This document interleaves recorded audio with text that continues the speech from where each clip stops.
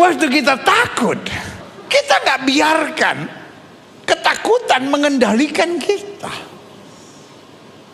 tapi kita biarkan kerajaan Allah dalam kuasa mengubahkan segala kebimbangan menjadi keyakinan dalam anugerah kuasa Tuhan. Yang saya percaya kita perlu mendekat kepada Tuhan dan membiarkan kerajaan Allah terpancar dalam hidup kita.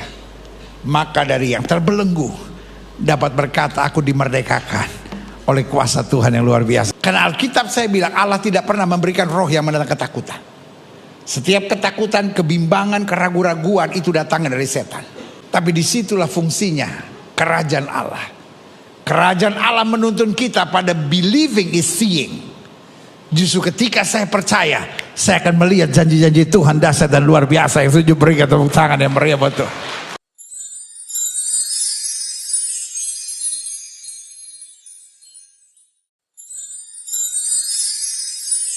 Hari ini kita masuk pada pembahasan kerajaan Allah dan kuasa. Buka Alkitab kita sama-sama. Injil Markus pasal 8 ayat 31 sampai Markus pasal 9 ayatnya yang pertama. Jadi Markus 8 ayat 31 terus sampai Markus 9 ayatnya yang pertama. Di bawah judul perikop pemberitahuan pertama tentang penderitaan Yesus dan syarat-syarat mengikut dia. Kemudian mulailah Yesus mengajarkan kepada mereka bahwa anak manusia harus menanggung banyak penderitaan dan ditolak oleh tua-tua, imam-imam kepala dan ahli-ahli Taurat, lalu apa? Dibunuh dan bangkit sesudah 3 hari. Sama-sama bilang sama saya, Yesus mengajarkan. Betul kita percaya Yesus mengerjakan mujizat. Betul kita percaya Yesus memberikan kemenangan-kemenangan dahsyat. Betul kita percaya Yesus mencurahkan berkat-berkat yang luar biasa. Tetapi hal yang paling utama ketika Yesus hidup dan melayani adalah mengajar. Yang setuju sama saya katakan mengajar. Makanya sebutan ketika Yesus hidup di muka bumi adalah apa? Guru. Dan pengikutnya disebut apa? Murid. Lalu pertanyaannya adalah, kenapa mengajar itu penting? Karena yang pertama, mengajar membawa pada kemajuan. Sama-sama bilang sama saya, siap diajar adalah persiapan untuk kemajuan. Setuju? Makanya kita nggak bisa sekedar menjadi pengikut Kristus, tapi kita harus jadi murid. Berarti kalau kita menyadari hal yang paling utama dalam kekristenan adalah belajar, berarti gereja adalah tempat kita belajar. Gereja tempat kita belajar. Betul, gereja tempat memuji dan menyembah Tuhan. Betul, gereja tempat beribadah. Tetapi hal yang paling utama adalah belajar. Karena kalau kita kembalikan fungsi gereja sebagai tempat belajar, maka setiap kita harus menuju pada kemajuan. Persoalan ada banyak kekristenan kita nggak mengalami kemajuan. Kenapa? Karena kita tidak belajar. Kita senang datang ke gereja ketika musiknya enak. Kita senang datang ke gereja karena situasinya nyaman.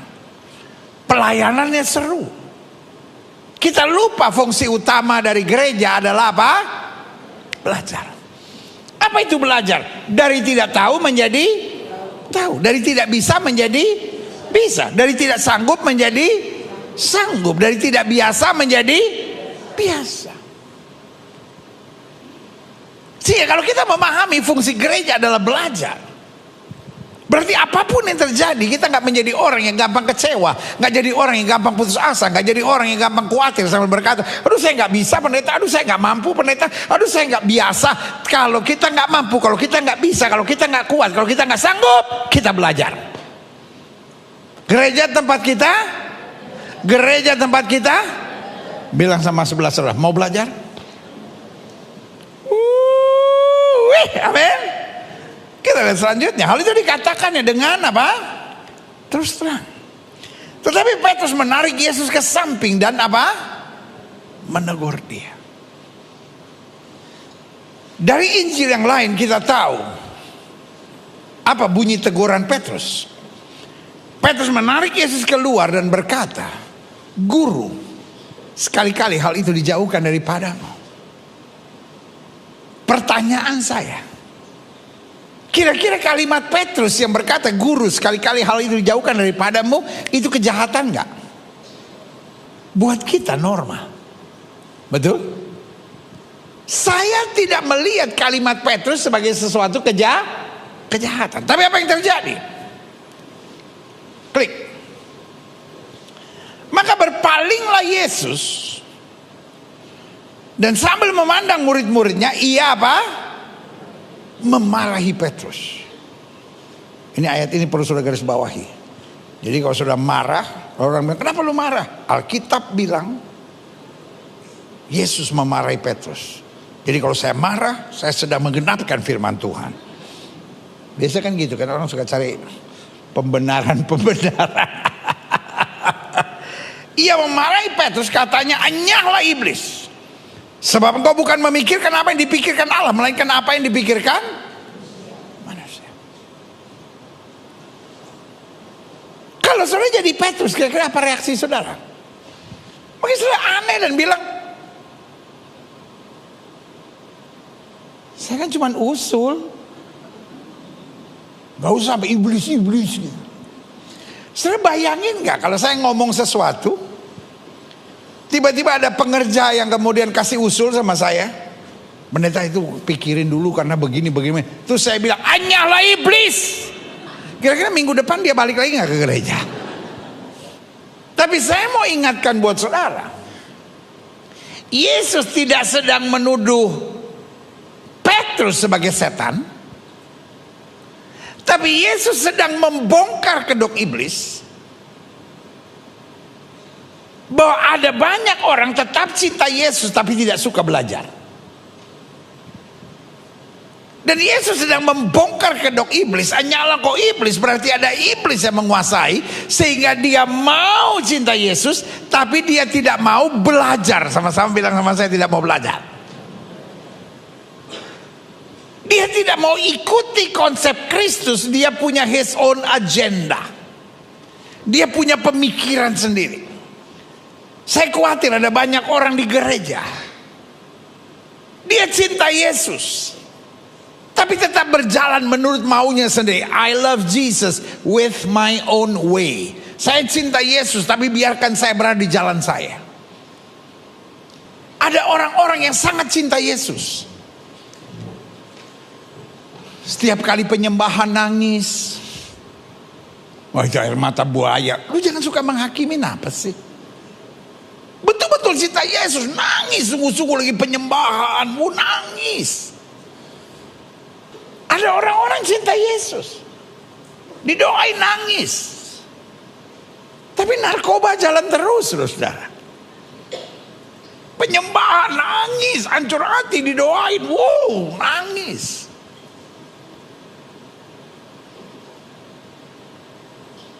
Tetapi kesehariannya tetap lakukan hubungan seks sebelum nikah. Sebagian kita bilang munafik, ini yang saya bilang.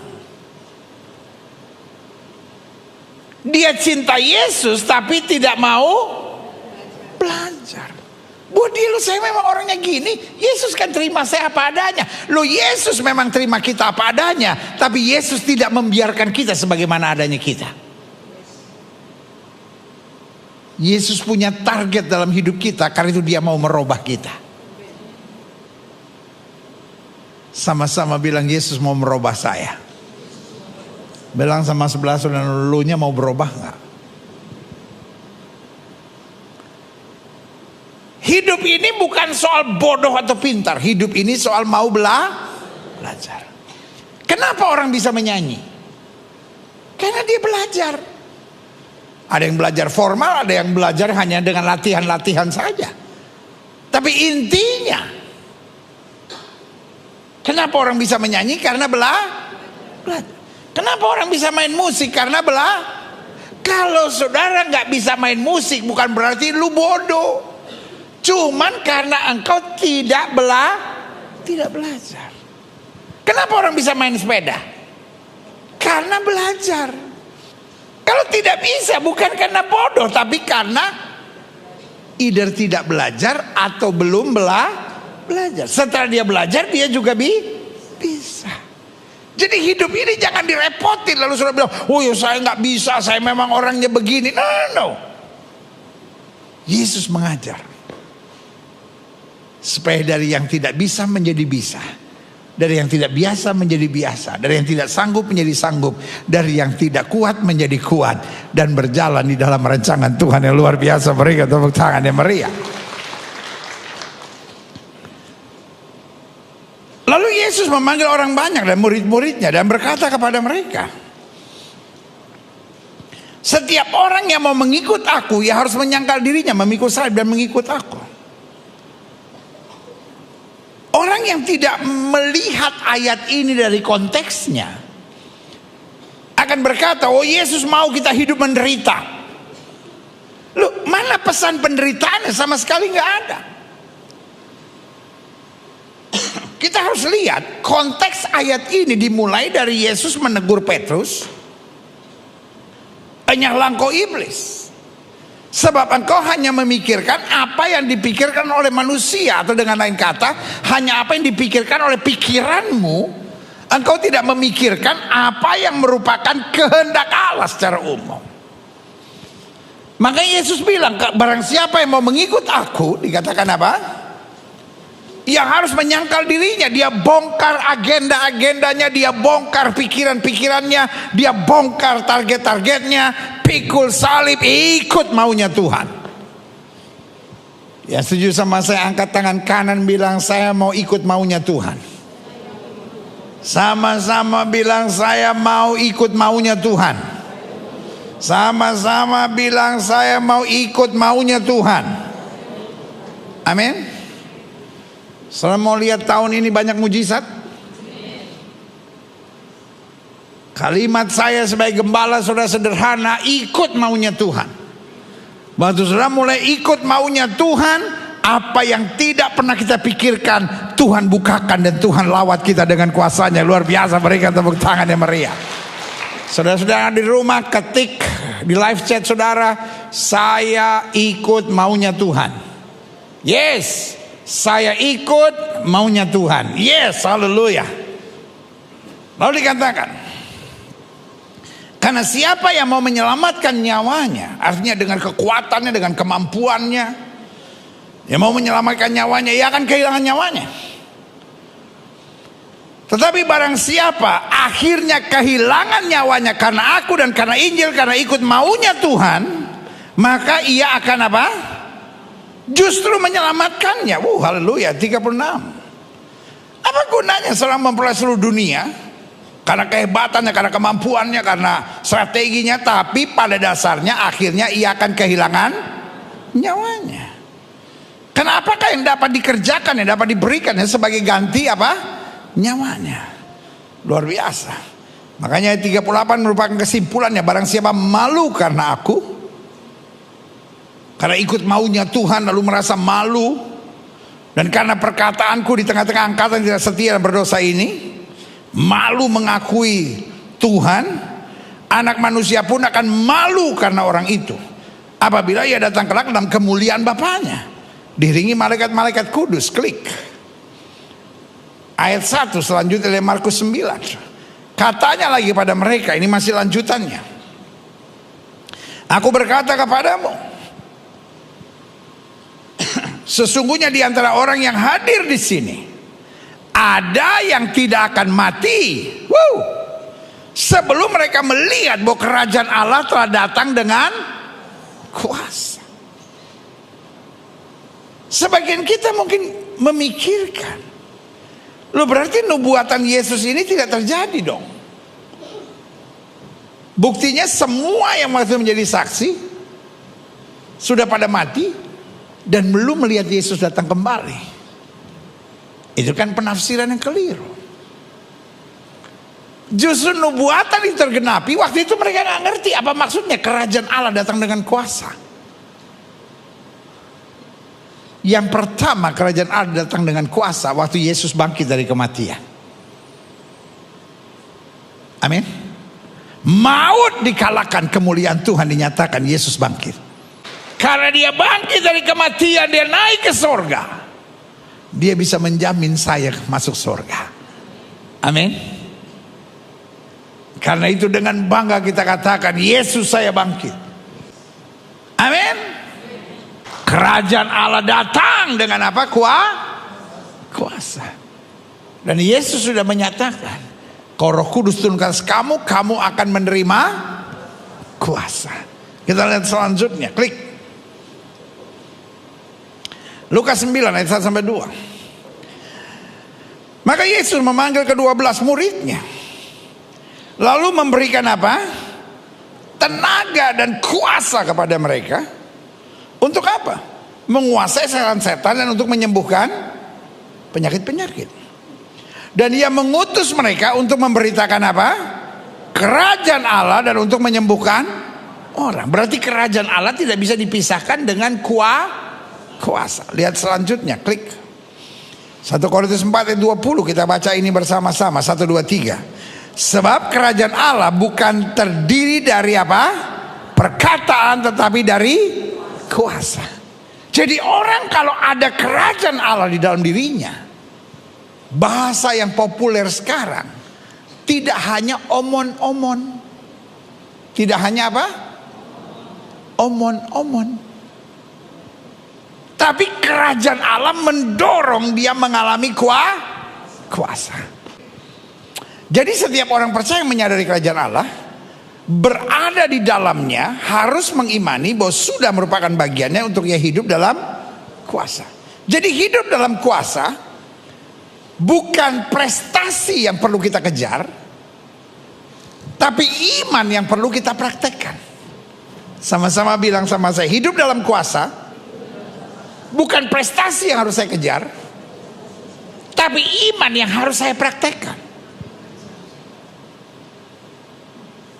Karena Alkitab saya bilang, iman tanpa perbuatan pada hakikatnya mati.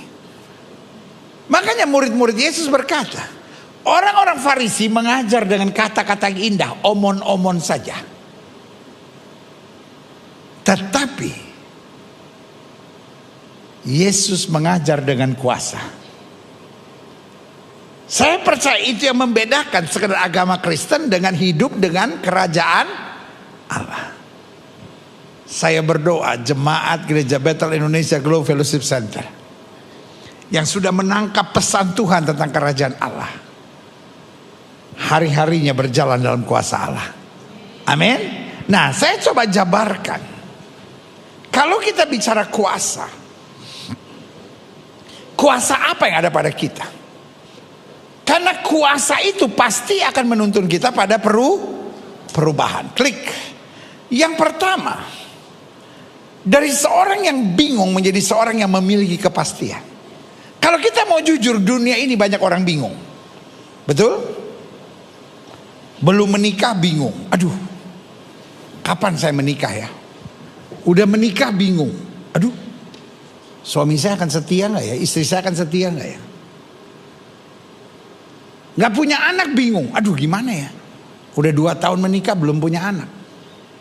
Pas menikah punya anak bingung lagi. Aduh, nanti besarin dia saya mampu gak ya? Anaknya udah remaja bingung lagi. Nanti dia nikah sama siapa ya? Udah nikah anak saudara bingung lagi. Aduh, nanti saya dapat cucu gak ya? Udah punya cucu bingung lagi. Aduh, sekarang cucu saya udah 3. Waduh, saya udah tua, bentar lagi saya mau mati nih.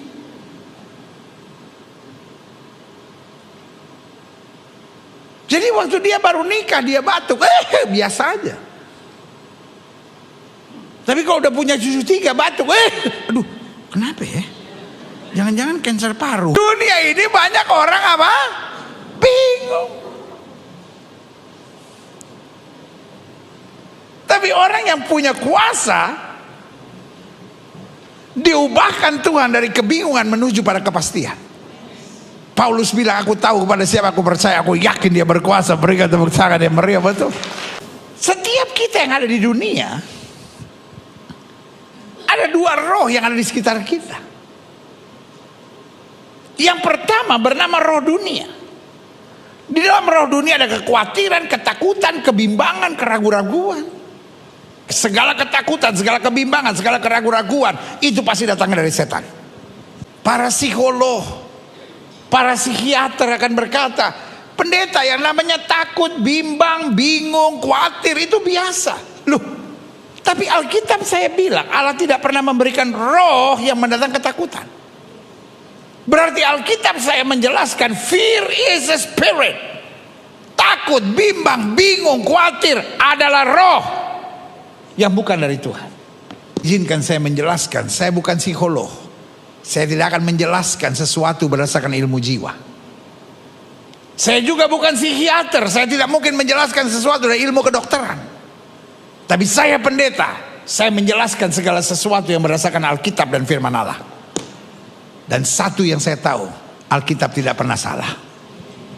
Saya mau menatap saya dan bilang, jadi psikiater dan psikolog salah. Saya tidak akan bilang mereka salah. Yang saya bilang, pendekatan ilmunya berbeda. Ngerti sampai di sini? Kalau pendekatan ilmu yang berbeda, saudara tinggal pilih. Tapi satu yang saya tahu, Alkitab tidak pernah salah. Yang setuju sama saya katakan Alkitab tidak pernah salah. Selama saya taat pada firman, selalu saya lihat kemenangan. Iblis memang mau saya bimbang, iblis memang mau saya ragu. Makanya orang dunia punya istilah, seeing is believing. Kalau saya lihat, saya percaya. Bagaimana saya bisa percaya untuk sesuatu yang tidak bisa saya lihat? Sekarang tinggal terserah saudara.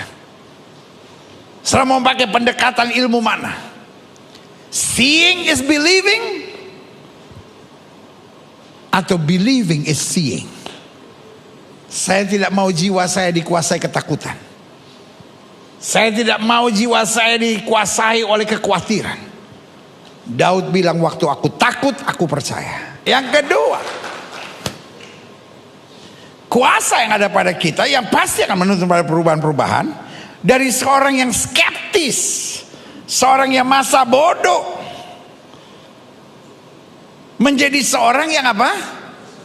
Bersemangat. Tadinya kita orang-orang yang melihat pekerjaan Tuhan gak tertarik. Melihat orang belum bertobat gak tertarik, masa bodoh, dia mau masuk neraka kek, dia mau binasa kek, masa bodoh, bukan urusan saya. Lihat orang menderita, lihat orang susah, yang penting gua senang, udah masa bodoh. Bahkan yang lebih parah, ada orang yang lihat orang susah diomongin. Dimanapun, kapanpun, kenal atau tidak kenal, Kristen atau tidak Kristen, kalau sudah lihat ada orang susah, bantu. Kalaupun kita nggak bisa tolong, minimal kita doain. Kalaupun kita nggak bisa tolong, nggak bisa doain, minimal kita diem. Alkitab saya bicara tentang Petrus. Satu kali Petrus bersama dengan Yesus masuk ke Jericho. Ada orang buta yang bernama Bartimeus duduk meminta sedekah di pinggir jalan di Jericho. Sebagai pengemis yang buta, dia berteriak, Jesus son of David, have mercy on me. Tiba-tiba Petrus adalah salah seorang murid yang berkata, diam.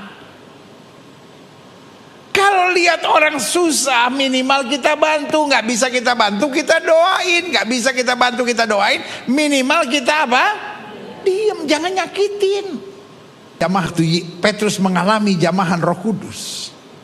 kerajaan Allah dalam dirinya, Petrus totally change. Sama-sama bilang sama saya, berubah total. Sekarang Petrus dan Yohanes masuk ke pintu gerbang indah di bait Allah. Setelah dia penuh dengan Roh Kudus. Dan apa yang terjadi? Dia lihat orang lumpuh meminta sedekah. Betul dia gak ketemu orang buta, tapi sekarang dia ketemu orang lumpuh yang meminta sedekah. Orang ini tidak berteriak, dia hanya memandang kepada Petrus dengan harapan mendapatkan sesuatu. Petrus yang tadinya acuh, Petrus yang tadinya cuek, Petrus yang tadinya masa bodoh, ketika kerajaan Allah dalam dirinya ada, dia berubah. Langsung dia bilang sama orang lumpuh itu, silver and gold have unknown, emas dan perak tidak ada padaku, tapi apa yang kupunyai kuberikan kepadamu. Demi nama Yesus Kristus orang Nazaret, bangun dan berjalanlah. Dan Alkitab saya berkata, seketika itu juga orang itu melonjak dan berlangkah berdiri. Berikan tepuk tangan yang meriah. Yang ketiga, kuasa yang ada pada kita pasti menuntun pada perubahan-perubahan.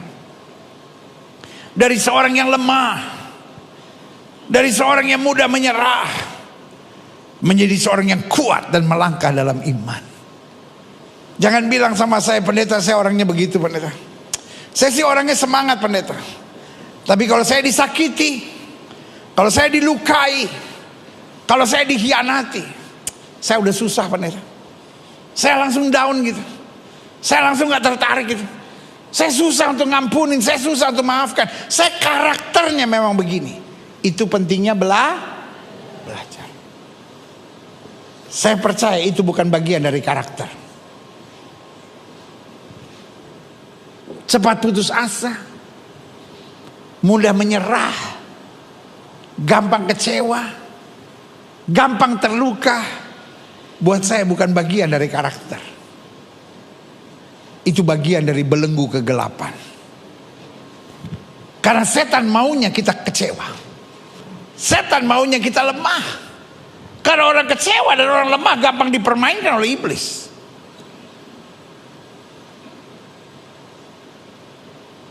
Makanya Ayub tidak kecewa, tidak lemah apapun yang terjadi. Makanya Sadrak, Mesak, Abednego tidak lemah apapun yang terjadi. Makanya Yusuf tidak menyerah apapun yang terjadi. Makanya Daud tidak lemah, bahkan ketika dimaki oleh Goliat dan bilang, anjing ke aku sampai kau datangi aku dengan batu seperti itu. Dia tetap yakin. Iman menuntun kita pada kemenangan-kemenangan yang luar biasa. Sama-sama bilang, saya akan tetap beriman. Walaupun semuanya kelihatannya gelap, tetap beriman. Ada tangan Tuhan yang tidak pernah mengecewakan saya. Karena kerajaan Allah di dalam saya menuntun saya pada kemenangan-kemenangan yang luar biasa. Berikan tepuk tangan yang meriah buat Tuhan. Yang keempat saya pelajari, adapun kuasa yang ada pada kita menuntun kita pada perubahan-perubahan. Dari seorang yang terus terjajah menjadi seorang yang merdeka, yang menyadari haknya dalam Kristus. Sama-sama bilang, saya bukan orang terjajah, saya orang merdeka. Karena Alkitab bilang, kalau anak itu memerdekakan kamu, kamu benar-benar merdeka. Berhenti hal-hal duniawi. Dia udah punya tekad, tapi tekad gak cukup. Yang saya percaya, kita perlu mendekat kepada Tuhan dan membiarkan kerajaan Allah terpancar dalam hidup kita. Maka dari yang terbelenggu dapat berkata, aku dimerdekakan oleh kuasa Tuhan yang luar biasa. Berikan tepuk tangan yang meriah.